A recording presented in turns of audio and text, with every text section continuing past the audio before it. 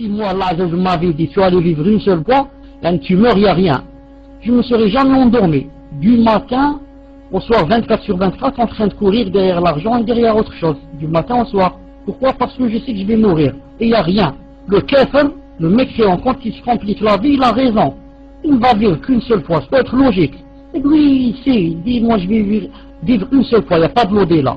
Donc quiconque vit une seule fois, il faut qu'il profite. Mais Allah t'a dit, il y a tout là-bas. Il y a tout.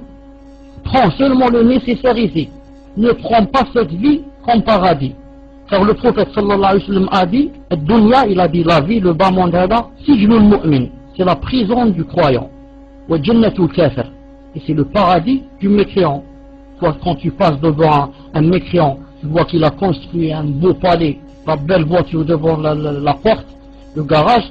Si tu es un vrai croyant, il faut que tu dises, au lieu de l'envier, tu dises, Adam Miskin, c'est un pauvre celui-là, il n'a que cela.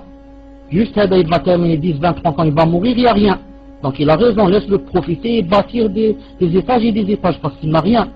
Mais toi, tu as cru en Allah. Et il t'a dit, je vais te donner des choses que tu n'as jamais ni vu, ni entendu parler, ni l'idée t'est passée dans ta tête. Alors il t'a dit, donner aussi du mu'min. Il t'a dit ça, c'est quoi ce bas monde, c'est une prison. Pourquoi c'est une prison?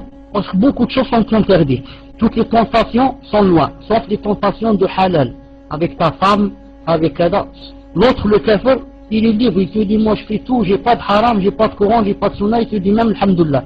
Moi, alhamdoulilah, j'ai rien, je suis pas conditionné, je fais ce que je veux, je suis libre. C'est pour ça que certains gens disent, moi je rentre pas en islam. Pourquoi? L'islam, c'est chaque seconde, va dire ça c'est haram, ça c'est halal, ça c'est makruh. Moi je veux vivre libre, je veux pas les chaînes, je veux pas les chaînes, je veux faire ce que je veux. On lui dit, tu te trompes beaucoup, et tu t'es trompé 2 grandes fois. La première grande fois où tu t'es trompé, c'est que nous, on est là emprisonnés, juste un bout de temps, ensuite on part à l'endroit où ça s'appelle le paradis. Toi, tu es là, tu fais ce que tu fais, et demain tu vas rentrer dans une prison pour ne plus ressortir, une prison enflammée. C'est la première faute. La deuxième grande faute que tu fais toi, c'est que tu crois que si tu ne veux pas te faire conditionner par l'islam, tu veux être libre, tu crois que tu seras libre. Jamais au grand jamais. Jamais au grand jamais, jamais au grand jamais. Pourquoi? Parce que Allah a créé toute personne pour qu'elle soit soumise. Soumise, il faut qu'elle soit soumise. Seulement elle choisit. Elle se soumet à Allah ou bien elle se soumet au shaitan. Naam. Ou bien tu choisis, tu deviens esclave à Allah subhanahu wa ta'ala et il te donne ici et là-bas. Ici, c'est pas il te donne des palais. Ici il descend quelque chose dans ton cœur que personne n'a.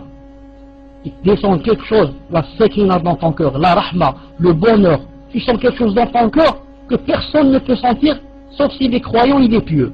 Toi, il te donne ça. L'autre, le café, il ne la lui donne pas. Il le remplit d'argent, dernière minute, il se suicide. Plein d'argent, X, le milliardaire, le richissime, l'américain X, s'est suicidé. Subhanallah, il avait des milliards. Bien sûr, il avait des milliards, mais il n'avait pas dans le cœur quelque chose que Allah fait descendre seulement pour les croyants, pour les aider, pour les patienter, pour les fortifier, afin qu'ils patientent jusqu'à ce qu'ils rencontrent l'Azza. Donc celui-là, qu'est-ce qu'on lui dit? Tu te trompes beaucoup. Tu as laissé l'esclavage d'Allah et tu es parti vers l'esclavage du shaitan et l'esclavage de tes passions et de tes désirs et de tes tentations. Nous, au moins, on dit alhamdulillah, je suis fier d'être esclave d'Allah. Je pose ma tête en bas, mon nez. Je pose mon nez en bas, je le remplis de poussière à cause de réjouir Allah subhanahu wa ta'ala. Et toi, tu es l'esclave du shaitan, l'esclave de ton âme. Elle fait de toi ce qu'elle veut. Regarde comment elle t'a rendu sous, ivrogne, drogué. Regarde comment elle t'a rendu. Moi, je suis plus propre que toi, alhamdoulilah. Sans parler de ce qui nous attend. Hein. Donc, les gens qui vous disent, j'aime pas ceci à cause de halal haram, dites-leur, c'est pas vrai. Tu es obligé d'être esclave. Esclave d'Allah, esclave du shaitan. Tu t'es libéré de la soumission à Allah, tu as été soumis au shaitan. Si ce n'est pas le shaitan, c'est quoi? C'est ton âme et tes tentations. Allah Azza wa Jalla a dit dans le Coran, il dit dans le Coran, n'as-tu pas vu celui qui a pris ses tentations et ses passions comme Dieu et il est en train de les suivre. Donc moi, puisqu'il y a soumission obligée, je préfère la soumission à Allah. J'aime pas la soumission à mon âme et à mes désirs et mes tentations. Alhamdulillah, alladhi hadana li hada wa ma kunna linahtadiya lawla an hadana Allah. Vous trouvez des gens en plein désert, milliardaires avec sac au dos, derrière son dos et sa femme ou là, je ne sais pas qui sa copine ou là avec lui. En plein désert, en Algérie, qu'est-ce que vous faites là? Vous êtes qui? On est des Américains, on est des milliardaires, qu'est-ce que vous faites là en plein Tougourt ou là, je ne sais pas. On cherche le bonheur. On cherche le bonheur. Ils croient que le bonheur c'est comme ça, hein? D'aller chercher, je ne sais pas, peut-être c'est dans un autre pays, peut-être c'est dans le Sahara, peut-être. Ils se trompent beaucoup. Ils se trompent beaucoup. Le bonheur, c'est quand tu adores Allah subhanahu wa ta'ala et tu ne l'adores que lui. Et quand tu aimes Allah azza wa jalla, il commence à t'aimer, à te rapprocher, là tu sentiras la sérénité. Tu sentiras quelque chose qui va descendre dans ton cœur, au point où tu diras alhamdulillah, que les gens ne savent pas ce que j'ai à l'intérieur, comme disaient les salafs. Les salafs, qu'est-ce qu'ils disaient? Ils disaient alhamdulillah, que les gouvernants qui n'étaient pas bien, que les gouvernants, les injustes ne savent pas ce qu'on a dans le cœur, sinon ils nous auraient fouettés. C'est pour ça que Cheikh l'Islam Ibn Taymiyyah alayhi rahmatullah a dit, Allah azza wa jal a un paradis dans ce monde. Quiconque n'entrera pas au paradis de ce monde n'entrera pas au paradis de l'au-delà.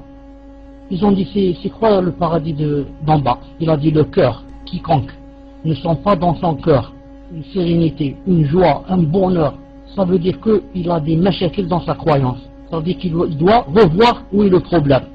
Car tu dois trouver un grand bonheur dans ton cœur, à écouter un dars, à faire la prière, à faire le Coran, à lire le Coran. Si tu ne trouves pas, ça veut dire que la foi est faible. On ne dit pas tu es kafir, masha'Allah, mais la foi est faible, la foi est faible.